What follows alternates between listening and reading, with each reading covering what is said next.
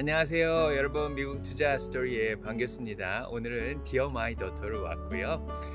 오늘은 12월 26일입니다. 크리스마스도 지났고 2022년도 일주일밖에 남지 않은 그런 날이고요. 오늘은 많이 춥습니다. 근데 영하이긴 한데 그래도 날씨가 꽤 괜찮은 편이에요. 낙엽은 다 떨어지고 이제 약간 한겨울의 느낌이 좀 있긴 한데 그래도 상쾌합니다. 오늘은 무슨 얘기를 할까 하다가 오늘은 천재에 관한 얘기를 한번 해볼까요?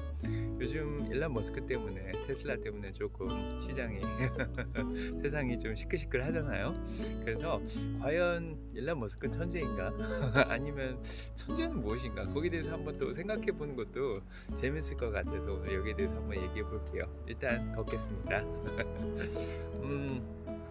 일단은 천재는 무엇일까 이제 생각을 많이 해봤는데, 제가 어려서부터 주변에 천재들을 많이 본 것 같아요. 천재 같은 사람들을 많이 봤습니다. 그래서 제가 보스턴에 이제 오래 살았었는데, 보스턴에 하버드도 있고 MIT도 있고, 거기에서 이제 근무하시는 유명한 박사님들, 교수님들 좀 많이 봤고, 그분들 보면서 진짜 천재 같다는 생각을 좀 많이 했죠. 머리도 빨리빨리 돌아가시고 좀 비상하고, 또 보스턴에 제가 살던 동네가 렉싱턴이라는 동네인데, 그 렉싱턴이라는 도시에는 노벨상을 받으신 분이 10명 이상 살았던 그런 도시예요. 그래서 그런 노벨상을 받으신 분들도 좀 머리가 굉장히 똑똑해 보이고 천재 같아 보이고 그런 느낌이 좀 있는데, 과연 그분들이 천재인가? 고등학교 때, 대학교 때 똑똑했던 사람들이 천재로 보이나? 아니면 일론 머스크처럼 한 분야에 있어서 또 최고가 된 사람, 아니면 회사를 정말 크게 키운 사람, 테슬라 같이 또 자율주행 차량이라든지 이런 전기차를 개발하고 또 이렇게 실적까지 잘 내고 대형 회사로 좀 키운 사람, 이런 사람이 천재인가? 진짜 다양하게 생각을 할 수 있을 거예요. 일단은 지능이 높다는 거는 맞는 것 같아요. 지능이 높은 사람이 천재인 건 맞는데, IQ가 150이 넘어야지 천재다.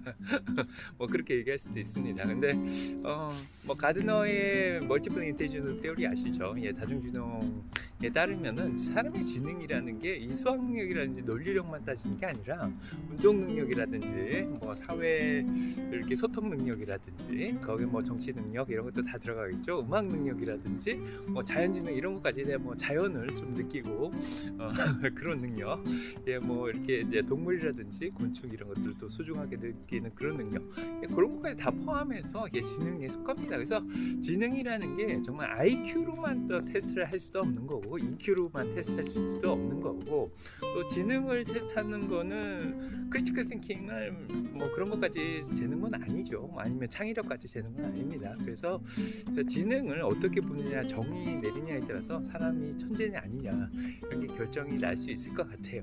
그래서 일단은 천재는 정말 다양하게 정의를 내리기 때문에, 제가 나중에 제 딸이 이걸 보면 알겠지만은 우리 딸이 정말 천재인지 아닌지 이런 게 사실은 크게 무의미하다는 걸 얘기하고 싶습니다. 그만큼 천재에 대한 정의가 다양하고, 다양한 지능 분야에서 최고가 될 수 있는 가능성이 있기 때문에 사실 우리 모두가 천재가 될 수 있다는 그런 얘기를 하고 싶어요. 그래서 일단은 요즘은 요 얘기를 많이 하는데, 한 분야에서 최고가 된 사람, 한 분야에서 전문가가 되는 사람, 그런 사람들이 제 생각에는 천재라는 생각이 좀 듭니다. 그래서 만시간의 법칙 아시죠? 누구나 천재에 관한 얘기를 할 때는 미국이든 한국이든 만시간의 법칙을 얘기를 합니다. 책도 많이 보셨을 거라고 생각이 드는데, 한 분야에서 한 하루에 9시간씩 정도씩 써서 한 5년이면은 그 분야의 최고의 전문가가 되고 천재가 될 수 있다고 그렇게 얘기를 합니다. 하루에 4시간이나 5시간씩 쓰면은 한 9년에서 10년 정도 걸리겠죠. 그래서 직장을 처음 구해서 그 분야에서 과학자든 선생님이든 교수든 다양한 분야의 직장에서 경영을 하든 의사가 되든 아니면 엔지니어가 될 수도 있겠죠. 그래서 그 분야에서 한 5년에서 10년 정도 꾸준하게 일을 한 사람들은 그 분야에서 정말 최고가 돼 있을 거예요. 그래서 저도 교수로서 활동을 한 게 벌써 10년이 많이 넘어갔으니까 예, 제가 하는 분야에 있어서는 저도 자신이 있습니다. 그래서 아무튼 어떤 한 분야에서 이렇게 최선을 다해서 열심히 하면은 예, 다 이룰 수 있습니다. 그래서 그러니까 만시간의 법칙을 적용해서 진짜 그 분야에서 최고가 됐냐 안 됐냐 하는 거는 진짜 열심히 했냐 안 했냐 이거에 따라 달린 것 같고, 그만큼 시간을 쓰면 누군가는 다 천재가 될 수 있다는 생각이 들고요. 물론 예, 만 시간을 쓰는 동안 한 5년에서 이제 10년 정도 쓰는 시간, 그 시간 동안 최선을 다하고 그걸 또 열심히 기억하려고 하고 예, 그렇게 하는 게 굉장히 중요하겠죠. 그래서 일단은 천재들은 예, 시간이 필요하다. 그래서 첫 번째는 예, 천재들은 어떻게 정의를 내리든 그 분야의 최고고 예, 그렇게 되려면은 시간이 필요합니다. 그래서 저희가 뭐 주식을 하던 주식 투자를 하던 뭐 하루아침에 나는 굉장히 잘할 수 있을 거라고 생각을 하지만, 제가 변호사든 뭐 의사든 주식을 하면 예, 실패를 할 가능성이 높다고 항상 얘기 드리는데, 그분들이 들어와서 주식시장에서 5년 이상 아니면 10년까지 투자를 잘 해서 잘 살아남아서 수익을 잘 내면 예, 그 사람은 전문가가 되고 성공을 하는 거죠. 그래서 예, 어떤 직업을 가졌든 어떤 IQ를 가졌든 그게 중요한 게 아니고, 좀 시간을 주고 오래오래 그 분야에서 열심히 해서 포기하지 않고 하다 보면 뭐 유튜브도 비슷하겠죠. 예, 아무튼 유튜브를 하든 뭘 하든 열심히 하면은 예, 예, 전문가가 되고 천재로서 예, 인정을 받을 수 있다고 생각이 듭니다. 그럼 일론 머스크도 비슷하겠죠.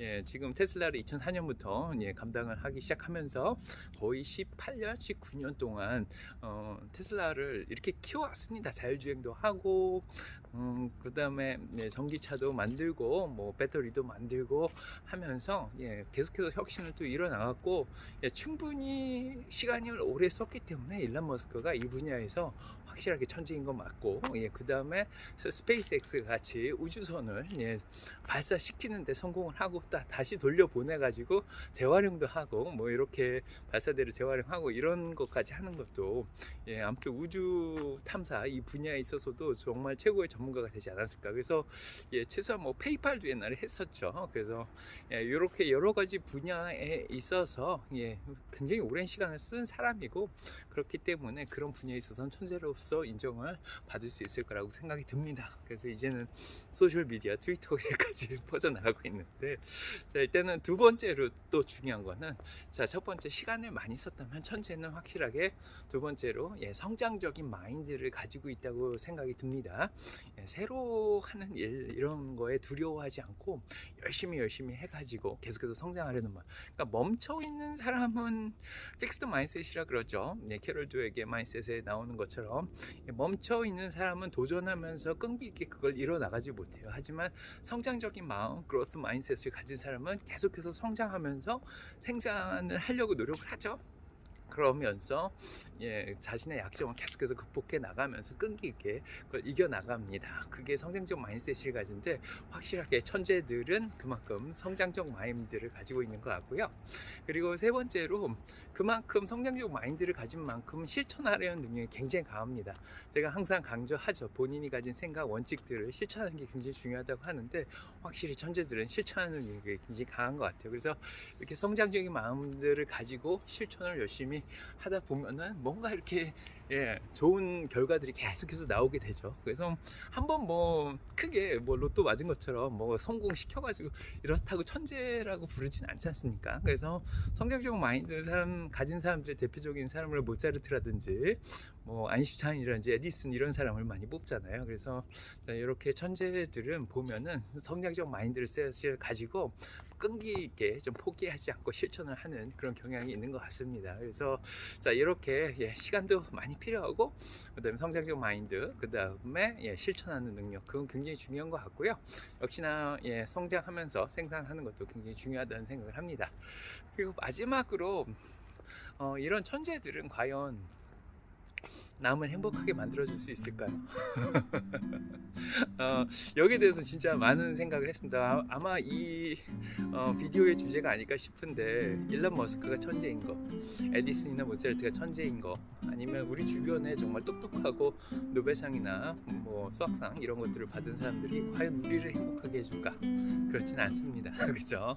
자, 모든 사람은 각자 나름대로의 주관적인 행복의 기준이 있는 것 같아요. 뭐 사랑을 하든 하든 자유롭게 살든 그다음에 성장하면서 생산을 하든 본인 자기 만족도가 있는 거고 자기만의 어떤 주관적인 기준들이 있는 것 같아요. 자기가 처해진 그런 상황이라든지 여건에 맞게끔 행복의 기준이 다를 수가 있고 또 그 욕심을 절제하면서 어느 정도 이렇게 만족하면서 사는가, 자, 이런 거에도 굉장히 중요하다고 생각을 합니다. 그래서 남이 천재인 거 다른 사람이 천재인 거가 나한테 항상 행복을 가져다 주지 못해요. 그래서 제가 아무리 천재 전문가라 그러더라도 다른 사람들을 행복하게 반드시 해줄 수 있는 건 아닙니다. 그렇게 사랑을 나눠주고 사랑하면서 다른 사람도 행복하게 해줄 수 있는데 결국에는 다른 사람이 정말 뛰어나고 그런 것들은 오히려 본인한테 열등감을 줄 수가 있고요. 그 다음에 질투심을 불러일으킬 수가 있습니다. 그래서 저도 이런 열등감이나 질투심은 안 가지려고 굉장히 노력을 많이 하는데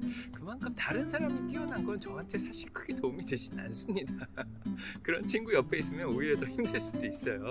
자, 그렇기 때문에 일단은 어떤 사람이 수학을 잘하든가 컴퓨터를 잘하든가 아니면 과학을 잘한다든가 운동 능력이 뛰어나다든가 이럴 수도 있는데 그냥 그런 것들은 그들만의 그 사람은 그렇게 해서 행복하겠다 만족하겠다 이렇게 살고 인정해주고 존경해주고 이렇게 하면 됩니다. 그리고 본인은 본인 스스로의 또 삶을 살아가면서 또 행복을 찾아 나가는 거죠. 그래서 항상 주관적인 거라고 생각을 해요. 그래서 경쟁을 하면서 남을 이렇게 누르고 남을 이기고 이러면서 행복을 찾을 수는 없다는 생각이 들고요. 자, 오히려 본인 스스로 본인의 삶에서 열심히 시간을 두고 끈기 있게 노력하면서 실천하고 그 분야의 최고가 되고 이러면서 그냥 자기 만족하는 거죠. 그러면서 또 행복을 찾아갈 수 있다고 생각이 듭니다. 자, 오늘 또 이렇게 또 생뚱맞은 주제로 왔는데요. 자, 연말 마무리 2020년 잘 하시고요. 저는 다음에 또 뵙도록 하겠습니다. 그러면은 자, 새해 복 많이 받으시고요. 해피 뉴 이어. 가보겠습니다. 안녕. 네.